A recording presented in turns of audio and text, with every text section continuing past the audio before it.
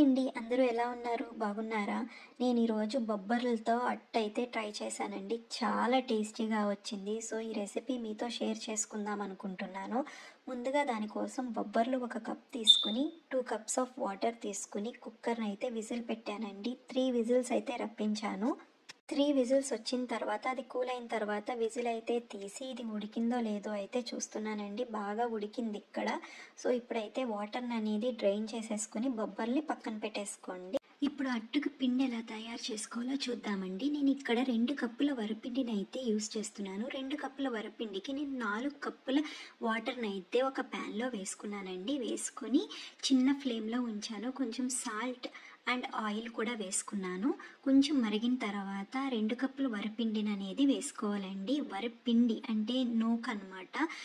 నేను అనేది rice flour మెత్తగా ఉంటుంది చూడండి, అది కాదు, నూకగా ఉన్నది మాత్రమే యూస్ చేయాలండి. దీనికి యూస్ చేసి అయిన తర్వాత కొంచెం బాగా కలుపుకోండి. లమ్స్ లేకుండా కలుపుకొని కొంచెం ఉడికింది దగ్గర పడుతుంది అని అనుకున్నప్పుడు 2 స్పూన్ల బియ్యపిండి అండి. ఇక్కడ బియ్యపిండిని అయితే యూస్ చేస్తున్నాను. ఈ బియ్యపిండి ఎందుకు యూస్ చేస్తున్నాను అంటే నూక అనేది కొంచెం బరక్గా ఉంటుంది కదా, పిండి వేసినప్పుడు దీని యొక్క ఇది గట్టిగా అయ్యి కొంచెం స్మూత్నెస్ అనేది ఉంటుందండి.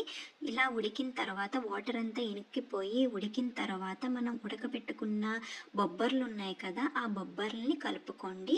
కలుపుకున్న తర్వాత బాగా కలుపుకొని పక్కన పెట్టేసుకోండి. బాగా చల్లారవాలన్నమాట. అలా చల్లారిన తర్వాత దాంట్లోకి ఉల్లిపాయలు పచ్చిమిరపకాయలు వేసుకుని బాగా కలుపుకోవాలండి. చేతికి కొంచెం ఆయిల్ అయితే చేసుకుని కలుపుకోండి, బాగుంటుంది. అప్పుడు చేతికి అనేది ఏమీ అంటుకోదన్నమాట.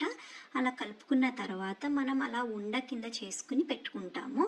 ఎందుకంటే ఆ ఉండని మనం ప్యాన్ మీద నొక్కుతామన్నమాట. సో అలా ఉండలా చేసుకుని పక్కన పెట్టుకోవాలి. మీకు ఎంత సైజు కావాలంటే అంత చేసుకోండి.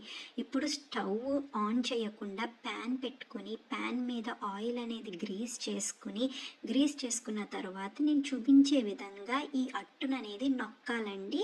ఎక్కువ మందంగా అయితే చెయ్యొద్దు. కొంచెం నార్మల్గా మన దోశలాగా పల్చగా కూడా కాదు, నార్మల్గా నొక్కుకుంటూ అలా మొత్తం ప్యాన్ అంతా నొక్కుకోవాలండి. మీరు గనక స్టవ్ ఆన్ చేసి నొక్కితే గనక కాలుతుంది, కాబట్టి జాగ్రత్త అండి. స్టవ్ అయితే ఆన్ చేయకుండా ఇలా నొక్కుకున్న తర్వాత హోల్స్ పెట్టుకోవాలండి. ఆ అట్టుకి 3 హోల్స్ పెట్టుకుంటే ఏంటంటే మనం ఆయిల్ అనేది ఆ 3 హోల్స్లో వేసుకుంటాం అన్నమాట.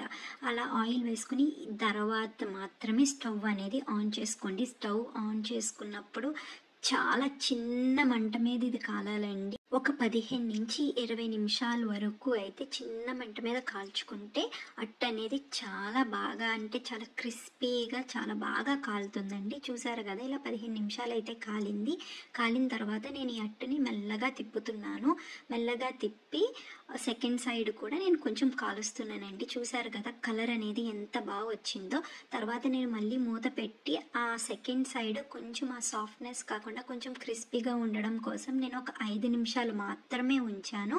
ఉంచిన తర్వాత దీన్ని ప్లేట్లోకి తీసి సర్వ్ చేసుకోవచ్చండి. చాలా టేస్టీగా ఉంటుంది. మీరు కూడా ట్రై చేసి ఎలా వచ్చిందో నాకైతే చెప్పండి.